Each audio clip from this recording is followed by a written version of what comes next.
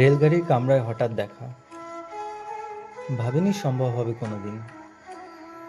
আগে ওকে বারবার দেখেছি লাল রঙের শাড়িতে, ডালিম ফুলের মতো রাঙা। আজ পরেছে কালো রেশমের কাপড়, আঁচল তুলেছে মাথায়, দোলন চাপার মতো চিকন গৌর মুখখানি ঘিরে। মনে হলো কালো রাঙা একটা গভীর দূরত্ব ঘনিয়ে নিয়েছে নিজের চারদিকে, যে দূরত্ব সর্ষে ক্ষেতের শেষ সীমানায়, শালবনের নীলাঞ্জনে। থমকে গেল আমার সমস্ত মনটা। চেনা লোককে দেখলেম অচেনার গাম্ভীর্যে। হঠাৎ খবরের কাগজ ফেলে দিয়ে আমাকে করলে নমস্কার। সমাজবিধির পথ গেল খুলে। আলাপ করলেম শুরু, কেমন আছো, কেমন চলছে সংসার ইত্যাদি। সে রইল জানলার বাহিরের দিকে চেয়ে, যেন কাছের দিনের ছোঁয়াচ পার হওয়া চাহনিতে। দিলে অত্যন্ত ছোট দুটো একটা জবাব, কোনোটা বা দিলেই না।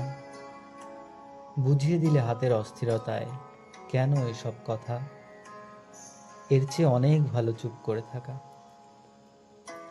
আমি ছিলাম অন্য বেঞ্চিতে ওর সাথীদের সঙ্গে।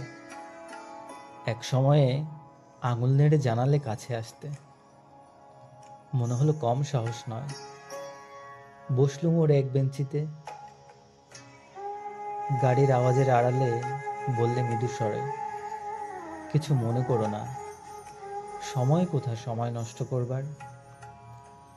আমাকে নামতে হবে পরের স্টেশনেই, দূরে যাবে তুমি, দেখা হবে না আর কোনো দিনই। তাই যে প্রশ্নটার জবাব এতকাল থেমে আছে, শুনবো তোমার মুখে। সত্য করে বলবে তো? আমি বললাম বলবো। বাইরের আকাশের দিকে তাকিয়েই শুধোলো, আমাদের গেছে যে দিন, একেবারেই কি গেছে, কিছুই কি নেই বাকি। একটুকু রইলেম চুপ করে। তারপর বললেন, রাতের সব তারাই আছে দিনের আলোর গভীরে। খটকা লাগলো, কি জানি বানিয়ে বললেন নাকি। ও বললে থাক, এখন যাও ওদিকে। সবাই নেমে গেল পরের স্টেশনে।